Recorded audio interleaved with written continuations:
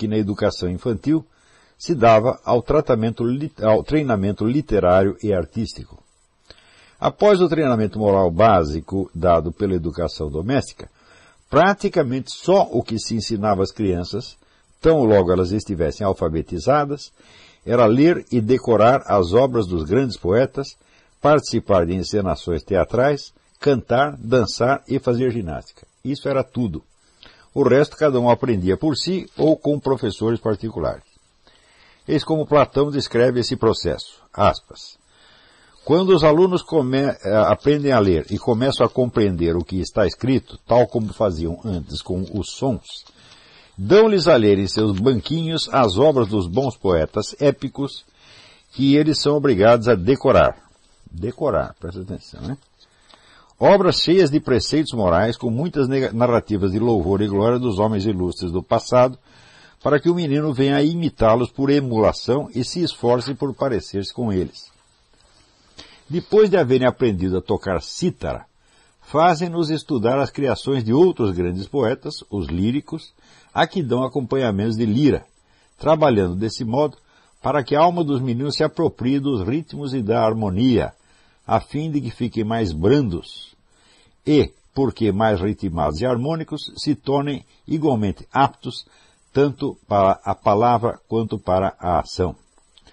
Pois, em todo o seu decurso, a vida do homem necessita de cadência e harmonia. Em seguida, os pais entregam-nos ao professor de ginástica para que fiquem com o corpo em melhores condições de servir ao espírito virtuoso, sem virem a ser forçados, por fraqueza de constituição, a revelar covardia tanto na guerra quanto em situações semelhantes.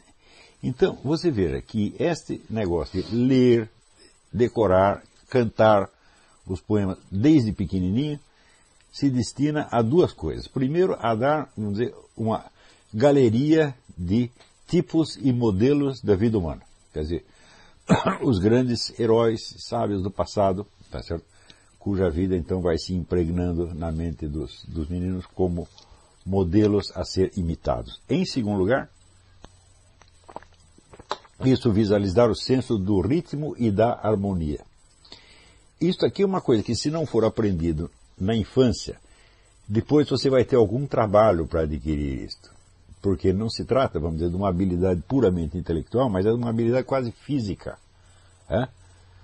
Que nós sabemos que quanto mais o tempo passa, mais é difícil você adquirir uma nova habilidade física. Mas aqueles que sentirem que têm deficiência nisso, devem tentar voltar e adquirir o que lhes faltou na infância. Esse senso do ritmo e da harmonia, nós podemos dizer que no Brasil, falante e escrevente de hoje, falta por completo. Eu não vejo, por exemplo, no jornalismo, eu não vejo sequer alguém que tenha o senso, vamos dizer, da unidade de um artigo de jornal. Quer dizer, que, vamos dizer, o artigo que segue, vamos dizer, uma curva e fecha. As pessoas não sabem mais fazer isso, elas simplesmente empilham frases, uma após a outra. Quer dizer, o artigo não tem estrutura, tudo ali é feito, vamos dizer, a estrutura do artigo é apenas de um ajuntamento, de um acrescentamento de frases, tá certo? Sem nenhuma estrutura interna, é apenas, vamos dizer, isto, mais aquilo, mais aquilo, mais aquilo, mais aquilo. E,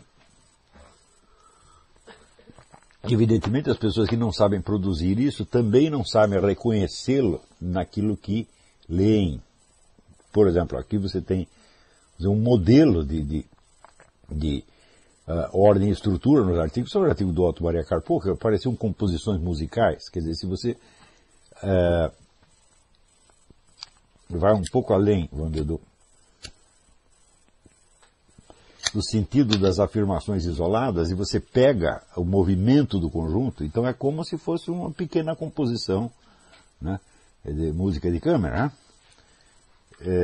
O que significa que esses artigos eles já têm, por assim dizer, dois níveis de interpretação. Você tem, vamos dizer, as opiniões atomísticas que ele foi dando aqui e ali, você tem o sentido do conjunto, o qual sempre valoriza, tá certo? E compensa até mesmo erros que ele tenha cometido, vamos dizer, nas opiniões singulares. Isso quer dizer que a forma literária acrescenta algo ao conteúdo material do que foi dito. Ela valoriza e dá uma profundidade, de modo que quaisquer opiniões que tenham sido ali expressas, elas adquirem uma segunda camada de sentido mais profundo, porque a forma atenua e, como diria o Platão, abranda as opiniões singulares. Né? Então, eu hoje em dia vou dizer para vocês, eu não conheço um jornalista no Brasil que consiga fazer um artigo com uma estrutura interna. Isso é tão imensamente grave que significa o seguinte, que essas pessoas quando leem artigos de outros jornalistas na mídia estrangeira, eles não entendem, porque na mídia americana todo mundo tem este sentido. São todos escritores, os jornalistas são todos escritores, na verdade, né? Então, quando você lê até mesmo artigos de pessoas que têm um papel na vida acadêmica, como a Marlene Chauí e tal, você percebe que não tem senso da forma. Né? Então, isso quer dizer o seguinte, há uma deficiência quase física nessas pessoas. Né? Quer dizer, a deficiência de funções mentais que estão ligadas, vamos dizer, à audição, à visão, ao tato, etc, etc. Então, esta preocupação que os gregos tinham de fazer essas crianças decorarem estas coisas, é porque elas tinham muitos modelos diferentes de sonoridade, de harmonia, sem contar, vamos dizer, os modelos que estão expressos no próprio conteúdo narrativo dos épicos, né? Você imagina, por exemplo, eu conheci muitos cidadãos italianos, já de uma certa idade, que sabiam a Divina Comédia de cor. O Romano Galef sabia. No Brasil, antigamente, pelo menos no seminário se fazia isso. O Roberto Campos sabia a Divina Comédia de cor. Pelo menos sabia trechos, mais trechos, mais trechos, mais trechos.